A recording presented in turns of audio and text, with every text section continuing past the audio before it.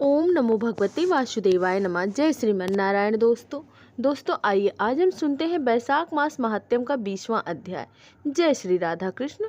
वैशाख मास भगवान विष्णु की उपासना करने के लिए समर्पित है। इस महीने में स्नान, दान, जप, तप करने से साधकों को सुख समृद्धि का आशीर्वाद मिलता है और कई तरह के कष्टों से मुक्ति भी मिल जाती है। भगवान विष्णु की कृपा प्राप्त करने के लिए इस महीने का ज़्यादा से ज़्यादा सदुपयोग करें।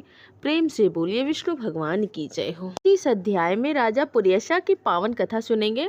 शुरू करते हैं। श्री सूत जी बोले, हे राजन मधुसूदन, भगवान के प्यारे पाप नाशक वैशाख मास महात्म्य का फल भी सुनो। पूर्व काल में पांचाल देश में पुरु यशा नामक एक राजा थे, जो पुण्यशील और बुद्धिमान राजा पुरी यशा के पुत्र थे। पिता के मरने के बाद पुरु यशा राज्य सिंहासन पर बैठे। वो धर्म की अभिलाषा रखने वाले, शूरता, उदारता आदि गुणों से संपन्न और धनुर्धारी थे। विद्या में प्रवीण थे।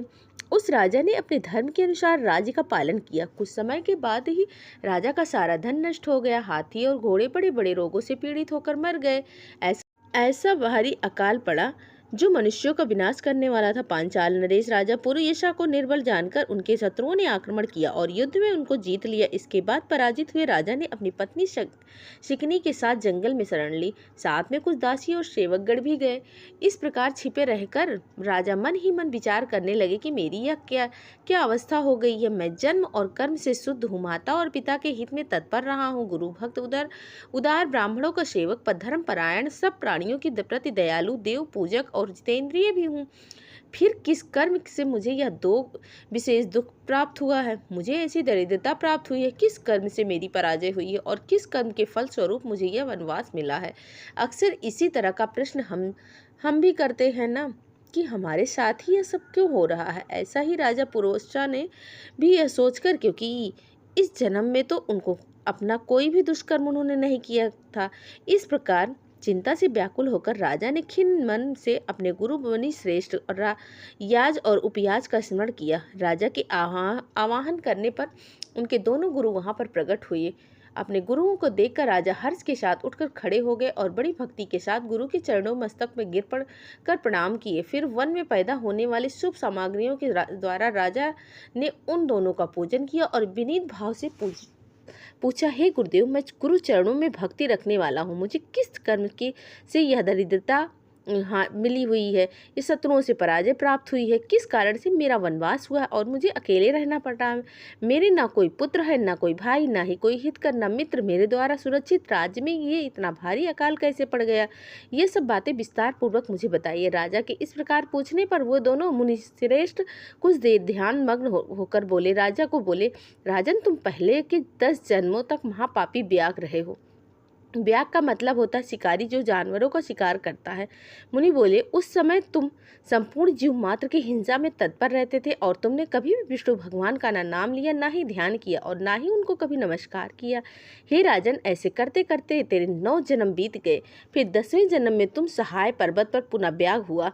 वहां सब लोगों के प्रति क्रूरता करना भी तुम्हारा स्वभाव था। तुम मनुष्यों के लिए यम के समान थे, दयाहीन, शास्त्रजीवी और हिंसा परायण। अपनी स्त्री के साथ रहते हुए राह चलने वाले पथिकों को तुम बड़ा कष्ट दिया करते थे। तुम बड़े भारी दुष्ट थे। इस प्रकार अपने हित को न जानते हुए तुमने बहुत ही दुष्टता की है, जिनके छोटे छोटे बच्चे और से मृगों और पक्षियों के वध करने के कारण तुम दयनीय बुद्धि को इस जन्म में कोई पुत्र प्राप्त नहीं हुआ।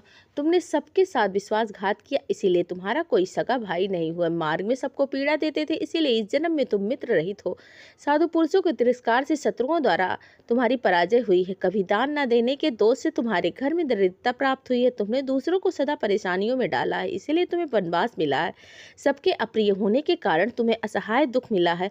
तुम्हारे क्रूर कर्मों के फल से ही इस जन्म में मिला हुआ राज्य भी छीन लिया गया है। अब हम तेरे सतकुल में जन्म लेने का कारण तुझे बताते हैं। जब 10वें महीने में तू गढ़ देश में था, तब पथिकों को बड़ा कष्ट दिया करता था। एक दिन वैशाख के इस पावन महीने में कंटकमय वन में जो 2 धनी वैश्य और एक मुनि, जिनका नाम कश्यप था, वो वहां से गुजर रहे थे। तूने उनमें से एक वैश्य को मार दिया और उसका सब कुछ छीन लिया। दूसरा वैश्य अपनी जान बचाकर भागा और अपना धन कहीं में फेंक दिया। वो मुनि भी अपनी मृत्यु के डर से धूप में भागे पर प्यास से धूप से व्याकुल हो मूर्छित होकर गिर पड़े। तब तूने वैश्य धन कहाँ पटक कर गया है, यह जानने के लिए उस मुनि के कानों में फूंक मारी, साथ ही जल से उसके नेत्र धोए और पंखे से हवा करे। कुछ समय बाद मुनि ने स्वस्थ होकर तेरे पूछने पर वैश्य का धन कहाँ रखा है तुझे बता दिया। तब तूने मुनि को सुखपूर्वक चले जाने को कहा और तू गहन वन में चला गया। यद्यपि तूने अपने कार्य सिद्धि के लिए मुनि की रक्षा की थी, तब भी उस पुण्य के प्रभाव से तेरा जन्म महापुण्यवान विशाल राजवंश में हुआ। अब यदि तुम सुख, राज्य, धन संपत्ति, स्वर्ग और मोह चाहते हो तो अथवा संयोग से ही श्री हरि पद के अभिलाषा रखते हो तो बैसाख मास के धर्मों का पालन करो, इससे सब प्रकार के सुख पाओगे। इस समय बैसाख मास चल रहा है और आज महापुण्यदायी अक्षय तृतीया है।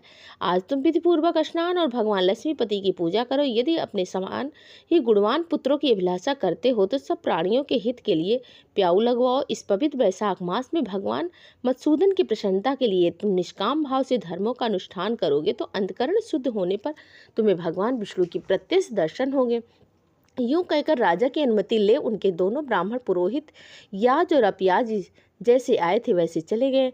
उनसे उपदेश पाकर महाराज पुरुयशा ने वैशाख मास के संपूर्ण धर्मों का श्रद्धापूर्वक पालन किया और भगवान मधुसूदन की आराधना की। इससे उनका प्रभाव बढ़ गया और बंधु बांधव उनके से आकर मिल गए। तत्पश्चात वो मरने से भी बची हुई सेना को साथ ले बंधुओं सहित पांचाल नगरी के समीप गए।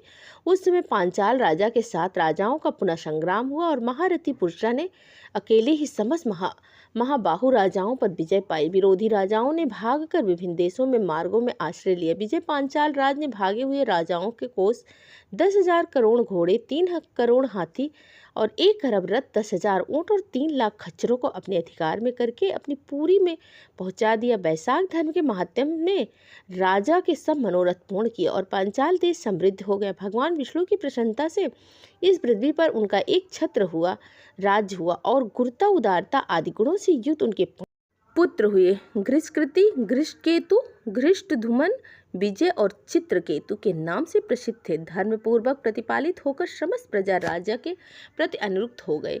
इससे उसी क्षण उन्हें बैसाख मास के प्रभाव का निश्चय हो गया और तभी से पांचाल राज भगवान विष्णु की प्रसन्नता के लिए बैसाख मास के धर्मों का निष्काम भाव से हर साल बराबर पालन करते रहे। उनके इस धर्म के संतुष्ट होकर भगवान विष्णु ने एक समय अक्षय तृतीया के दिन उन्हें प्रत्यक्ष दर्शन दिए। बैसाख मास महात्म्य अध्याय 20 संपूर्ण हुआ। प्रेम से बोलिए विष्णु भगवान की जय हो।